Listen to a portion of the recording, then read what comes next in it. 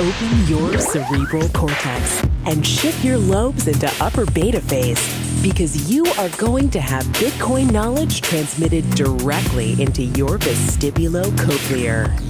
Your host at Bitcoin Knowledge is Trace Mayer, an early Bitcoin advocate since it cost $0.25, but this is not intended to be investment advice. A doctor of jurisprudence, but this is definitely not legal advice. And an investor in core cryptocurrency infrastructure, including Armory, BitPay, Kraken, and Mitagio, but this is not a recommendation of those services. Here, you get fed via direct mind download with pure and free Bitcoin knowledge. Welcome back to the Bitcoin Knowledge Podcast. We have a wonderful guest today, Saifedean Ammous. It's a week with Saifedean. He's an Austrian economist, author of the Bitcoin Standard. Welcome, Saifedean. Thank you for having me, Trace. Okay, so let's just get right into it. The topic for this episode is censorship resistance. When we look at the Austrian economists, in the previous century, they would talk about the hardness of sound money. Then we saw a shift to talking about the censorship-resistant properties of the sound money. Mainly, I think, because it had to do with transferring value over distance or over a communications channel, as Satoshi would say. Can you help us understand a little bit more about this and the role it plays with Bitcoin? Yeah. Well, I think, censorship resistance, another way of stating it, a synonym for it would be individual sovereignty. The idea that the individual who makes the transaction is the one who decides if they're going to send it or not. It's bringing the properties of cash to the digital realm. Effectively, I mentioned this in my book, that if you read Menger in the 19th century, when they talk about what sound money is, essentially for them it was just about what the market chooses as money. Then in the 20th century, for Mises, or for Menger, it was about why certain things. Also, in the 19th century, economists would discuss why certain things would be chosen by the market. But in the 20th century, their definition of what was sound money was that it was the thing that government couldn't manipulate, because that was the problem. Before it was maybe counterfeiters who manipulated money, but now it's government that really manipulates it completely. So they manipulate it in terms of affecting the supply and in terms of having a monopoly banking and clearance and settlement system around the world that has to follow one political authority. Yeah, so I've kind of started this. Well, I started the cultural tradition Proof of Keys for the Bitcoin community, where we withdraw on January 3rd in celebration of the Genesis block of Bitcoin all of our keys from any centralized third parties. Now, an interesting aspect of that is, one, we also run our own full node to do full validation of the network consensus, and we hold our own private keys. So when we're doing full validation, when we do a Bitcoin transaction, we're melting down all the UTXOs and we're recasting them into new UTXOs. And then we're able to validate that with our full node. And the cost that we pay is negligible in terms of computer processing power and bandwidth to run the full node. And then we pay a couple cents in terms of the transaction fee. But compared to the alternative, maybe you could talk a little bit about that. What is the alternative when we're dealing with gold, for example? Yeah, I think this is really the punchline of the last couple of chapters of my book, which is, explaining the first 7 chapters of my book talk about money and lead towards explaining the history of money and then how Bitcoin fits in. Initially, I'd mentioned it was about the difficulty adjustment being a very important part of the book. But the other aspect of it is how Bitcoin is better equipped to fight control by government, to resist becoming a tool of government. And so the key idea for me really is that, Bitcoin is a digital way of doing gold, and it just recreates gold's scarcity. But where it improves on gold is in the fact that the best way to express it in modern digital currency speak is the cost of running a node is much lower with Bitcoin than with gold, running a full node. In other words, the full node in Bitcoin, it's the unit that is able to send and receive money halfway across the world. It's like what a central bank does. Now, to do something like that with gold, you need to set up a business that can actually ship physical quantities of gold around the world, which is extremely expensive on a technological and economical basis, but also extremely impossible on a political basis, because effectively you need to ward off the political and military and judicial and legal might of the United States of America, which doesn't take kindly to people establishing alternate systems to its own. So effectively, this is really why Bitcoin is hard to kill, because it's built so that it gives its user full control. And this is why Bitcoin is important, because it gives its user full control. And that's why, for me, Bitcoin corrects the catastrophe of the growth of the modern nanny managerial state that was, in my opinion, a result of the move towards government money. So you talked about shipping the gold around, but what about assaying the gold? Because when you're running a Bitcoin full node and doing your own full validation, you're cryptographically proving that those UTXOs are valid. With gold, you have to prove that the atoms are valid, that you don't have tungsten, for example. And to do that, you need to refine the gold. So you actually have to melt it down and test it and recast it. Wouldn't you agree? Yeah, which is kind of expensive, much more expensive than checking the Bitcoin blockchain on your node. Yeah, and then when you want to move it around, like it's going to cost more than a quarter, right? Yeah, exactly. It's extremely expensive to move physical gold around, and so the key punchline of the comparison between gold and Bitcoin is this: they can both do the same thing. It's just that if you try to do it with gold, you will inevitably end up with a few central banks having the final settlement of clearance, if not one central bank, which is what ended up being the case effectively with the Bank of England and then later on with the Federal Reserve. So it becomes effectively, under the fiat monetary system or under the end of the gold standard days, the settlement mechanism itself became the money. The value was in the ability to settle money across the world, to have the political and military clout to be able to, settle payments across the world. That itself was monetized. That was a monetary asset, and this is how we can understand the rise of this kind of money. Yeah, that's fascinating to think about. That the value is in actually the military. Like when it is backed by guns, yeah, that's kind of the truth. And it's that backing of guns and aircraft carriers that then enables the transport of the gold and then the settlement of it. And then we also got like the bullion banks that are involved with this, and the LBMA. So the London Bullion Market Association. We got indemnification agreements in case the gold actually isn't gold that you received from them.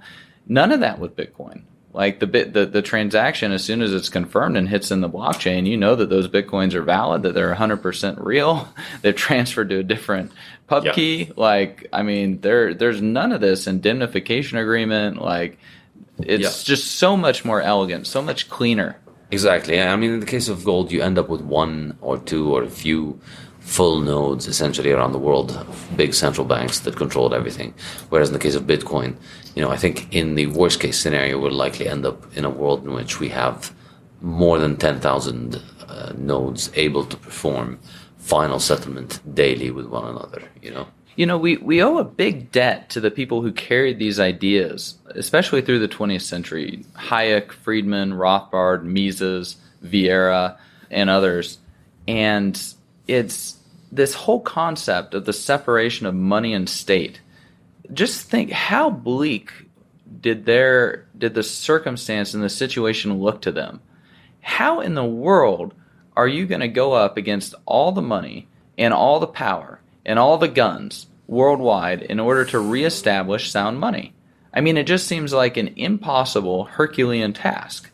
Maybe we like what did some of these economists think about this intractable problem? Yeah, I mean, I quote Hayek in my book. He says, it's become impossible to expect government to give us sound money is fanciful, or something like along these lines. And, you stop expecting government to give you back your good money. It's not going to happen. Our only hope is if by, I think that the exact term he used is, by some sly roundabout method, we were to use something they cannot stop. It's an incredible phrase, because That's exactly what Bitcoin is. It's incredibly sly and roundabout, and then it ends up being something they can't stop. They still haven't figured out why they can't stop it, and they still think, if push comes to shove, they will be able to stop it. But really, Bitcoin only makes sense once you understand that this is a piece of engineering with this one design in mind. It's just not get stopped. Yeah, I mean, we had Napster. They shut that down. Then there's BitTorrent. Why didn't they stop that? Because they can't. We had PayPal. They stopped that. We had eGold. They stopped that. What about Bitcoin? Yeah, they can't why stop haven't they them stopped all. That. Maybe one will get away, and it looks like that's what it is. Well, it has a lot to do with the decentralized peer-to-peer network, and then lowering the cost of running a full node for each individual. And now we got satellites that are like beaming the blockchain down. I mean, this is like war level censorship resistance. It's an unbelievable achievement. It's making the entirety of, if it does grow up into being the world's only monetary standard or the world's main monetary standard, you have the entirety of the value transfer of the world being anchored towards something that is so incredibly robust, even though it's not physical, but it's so incredibly robust because a robust idea of once every 10 minutes, roughly every 10 minutes, we're going to agree on a bunch of transactions. And, the technical capabilities required for machines to coordinate with each other today, when the whole world is wired and wirelessly connected, it's almost, it's too trivial for it to easily fail effectively. So it's just always going to continue to be happening. And that's just an incredible, by decentralizing it and making it a technology that is very hard for anyone to control, if not impossible. It's just growing and assuming its role as, going to be burning all of this electricity in order to make essentially us have a monetary system that is free of human intervention and corruption. The other thing that's just so fascinating about it is, I coined the term the hodler of last resort. And I've been on several interviews, I'm asked about like Bitcoin Cash, because this is the real Bitcoin, right? And I'm like, well, this is a fundamental difference in how Roger approaches his evangelism versus like how I would approach my evangelism. Roger, it's like, oh, we want to make it confusingly similar and perhaps sucker some people into buying something that they didn't necessarily know what they had. Whereas mine is, hey, everybody has access to all the source code all the time, and I want people to know exactly what they're buying and exactly why they're buying it, right? And then we look at like the Federal Reserve, the US dollar altcoin scam coin, or the euro scam coin, or the yen scam coin, and so much of their process and their source code is closed source. Like they aren't letting people know exactly what they're buying and why they're buying it. So what is the true strength of their hodlers of last resort? Right? Yeah. Because they're not going in it fully informed. So how can the strength of their ideas compete with the strength of the Bitcoin idea? Yeah, it's hopeless. And even, even if they did develop that, flags and anthems can drill some sort of discipline into people and to motivate them to hold on to these scam coins. But even if they do hold on to them, just economic reality again they're just impeding themselves economically by tying their mast to sinking ships. What about like Friedman and he wanted like an algo for the monetary emission schedule, or what was that about? Yeah, Friedman's ideas on monetary policy are probably his worst. Rothbard, have you heard of Rothbard's Friedman law? Rothbard formulated Friedman's law. Oh, well, and what was it exactly? That everybody spends 90% of their time talking about the one thing that they're the worst on. And so Friedman is good on everything except Friedman's for money. Law. And that's why 90% of his time he's going on about money. And Friedman on money is, I took him to task in my book, and I'm not a big fan of a lot of his ideas on monetary policy because essentially his view is that the gold standard is a form of government intervention in the money markets, that the government forces people to use gold as money, and that we shouldn't have that. And that's just, a barbarous relic that we should get rid of because it's too expensive. And we can do better if we just put free market economists in charge of the Fed. And so for him, free market monetary policy means Chicago school people in the Fed. Whereas for the Keynesians, it means Keynesians in the Fed. Well, what about that in today's day and age? Like Article 1, Section 10, Clause 1 of the U.S. Constitution, no state shall make anything but gold and silver coin a tender in payment of debts. Okay, so Federal Reserve notes can't be made legal tender because they're not gold or silver. But let's say that Wyoming makes gold and silver legal tender, but we're moving into a Bitcoin standard world.